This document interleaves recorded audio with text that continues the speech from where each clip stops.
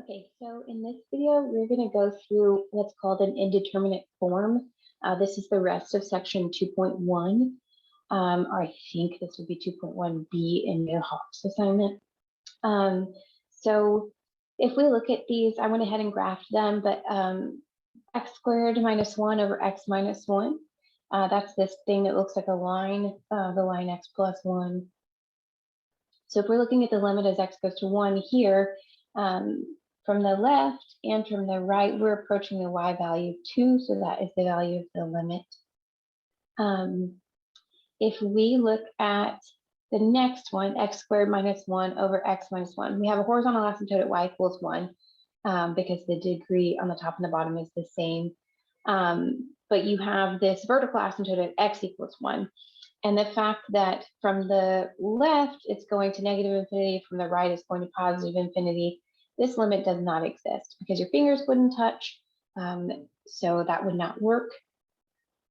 They're not approaching the same value. One is approaching negative infinity, one is approaching positive infinity. Lastly, we have, again, it's x minus 1 quantity squared over x squared minus 1. You've got still that horizontal asymptote at y equals 1 because the degree on the top is the same as the degree on the bottom. And now you have a vertical asymptote at x equals negative 1. But we're still concerned with what's going on at x equals 1.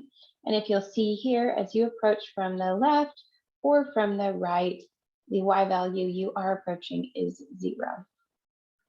So for each of these, though, if you were to just do direct substitution, just plug in the value of 1 for x, you would have in this first one 0 over 0. In the second one, you would have 0 over 0. And in the third one, you would get 0 over 0. So in math, you know, if we like to say things like if 0's on the bottom, it's always undefined. If 0 is on the top, it's always 0. So this, because these are two always scenarios smashed together, this is what's called an indeterminate form. Indeterminate, because we don't know which of those always categories this falls into. So since the limit may or may not exist, it's said to be an indeterminate form. Determinate, I don't know why that's so hard for me to spell. Form. To determine the limit, you use algebra to simplify the function and then take the limit, or before taking the limit.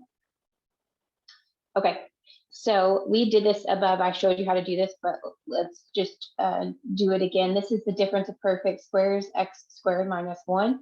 So you can factor that to x plus 1, x minus 1 over x minus 1, and then you can cancel. So this would actually be equal to the limit as x goes to 1 of x plus 1, and then you can use what's called direct substitution, just plug in, so 1 plus 1, and that's 2. Which is what we got up here, so that's good news. Okay, so let's do the next one and see if it matches. Again, that is the difference of perfect squares on top, so x plus 1, x minus 1 is how that would factor. On the bottom, you're looking at x minus 1 times x minus 1, so these guys cancel. So this is actually equal to the limit because we're looking at what's going on near the function, so we can sort of cancel those factors and the same thing is going on. So x plus 1, x minus 1. When we do this, we get 2, and use direct substitution here, you get 2 over 0. The fact that this is on the bottom now is bad, so this is undefined, or deity.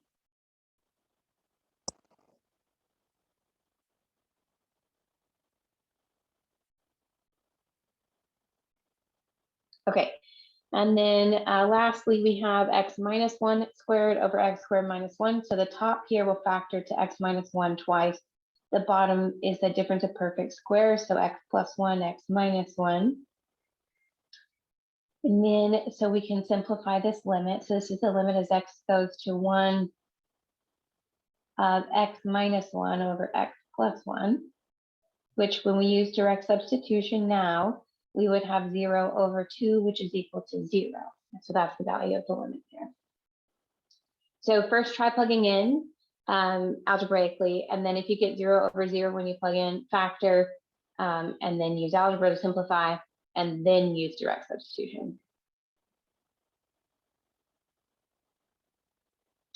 Okay, so that is doing limits algebraically from the indeterminate form.